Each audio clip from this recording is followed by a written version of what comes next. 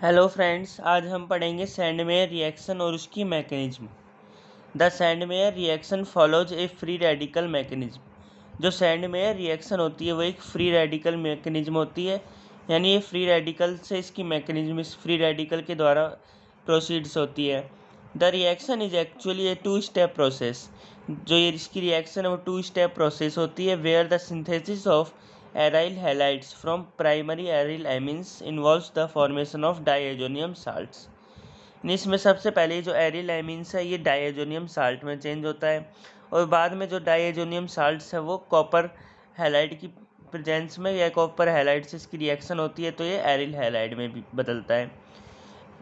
ये रिएक्शन ये डायरेक्ट ऐसे भी हो सकती है कि डाइएजोनियम साल्ट की रिएक्शन हम कॉपर हैलाइड से करते हैं, तो ये इस पे जो हैलाइड है ये एरिल पे जुड़ जाता है तो एरिल हैलाइड बनता है, और इसकी पूरी एक्सप्लेनेशन इस तरह से होती है।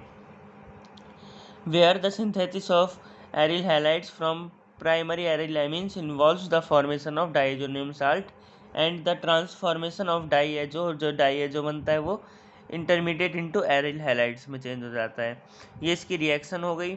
एरिल हैलाइड लिया, सबसे पहले हमने एक एरिल एमीन लिया, इसकी रिएक्शन हम HX और NaNO2 यानी NaNO2 प्लस HX से कराते हैं, तो इसमें NaX निकलता है और HNO2 बनता है जो इससे रिएक्शन करता है NH2 से।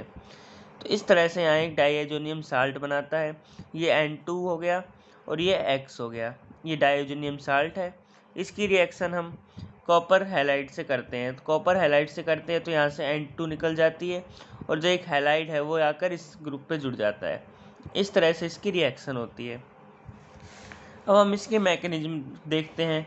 The mechanism of Sandmeyer reaction completes in following steps. इसकी मैकेनिज्म फॉलोइंग स्टेप्स में कंप्लीट होती है, जिसमें स्टेप फर्स्ट है protonation takes place during which sodium nitrite reacts with hydrogen halide to form nitrosonium and halide ions. सबसे पहले ये sodium nitrite है, सोडियम नाइट्राइट की NaNO2 हो गया, तो Na और NO2 हमने इस तरह से लिखा। इसकी रिएक्शन हम HX से कराते हैं, तो HX से कराते हैं तो यहाँ से Na से X निकलता है, यानी NaX निकल जाता है। दो X हैं जिसमें से एक NaX के रूप में निकला और एक X बचता है, तो ये X यहाँ से X माइनस के रूप में निकल जाता है। अब इसमें हाइड्रोजन के भी दो एटम हैं, तो यहाँ H2 है, H2 यहाँ से एक O लेता है तो H2O निकाल देता है, और यहाँ फिर बचता है NO, तो ये केवल NO बचता है, N और O, और ये एक प्लस चार्ज है, प्लस चार्ज इस पर आता है तो NO जिस पे प्लस चार्ज है। इस तरह से ये NO प्लस बनता है जिसे हम कहते हैं नाइट्रोसोनियम आयन। अब नेक्स्ट स्टेप में नाइट्रोसोनियम आयन की रिएक्शन हम कराते हैं conversion of amine into diazonium salt.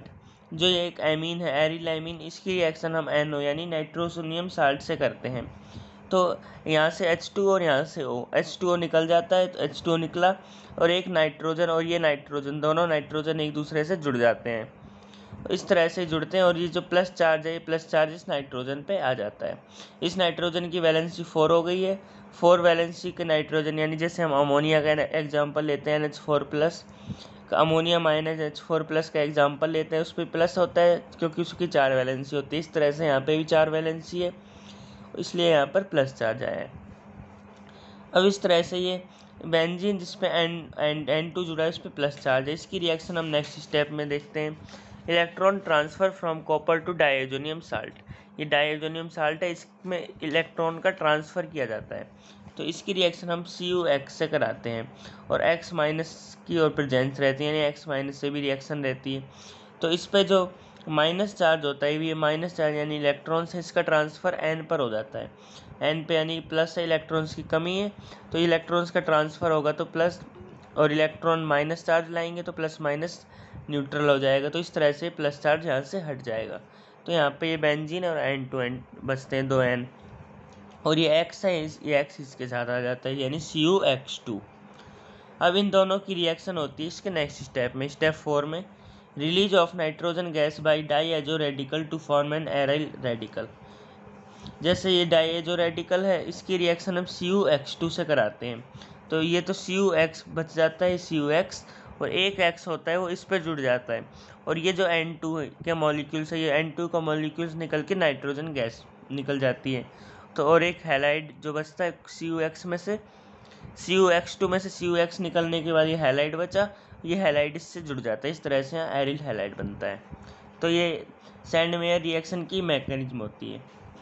इसमें एरिल एमिन्स लिया था हमने सबसे पहले, एरिल एमिन्स की रिएक्शन कराई, डाइएजोनियम साल्ट बना, डाइएजोनियम साल्ट की जब हम रिएक्शन कराते हैं तो इस तरह से एरिल हैलाइड बनता है। ऐसे ही जैसे हमने रिएक्शन में भी देखा था, रिएक्शन में भी एरिल एमिन्स चेंज होकर डाइएजोनियम साल्ट में चेंज हुआ और लास्ट में एरिल हैलाइड में चेंज हुआ था। इस तरह से सैंड मेयर रिएक्शन होती है। यहाँ आपको सैंड मेयर रिएक्शन की रिएक्शन मैकेनिज्म के साथ साथ थ्योरी भी प्रॉपर रूप से मिल जाती है।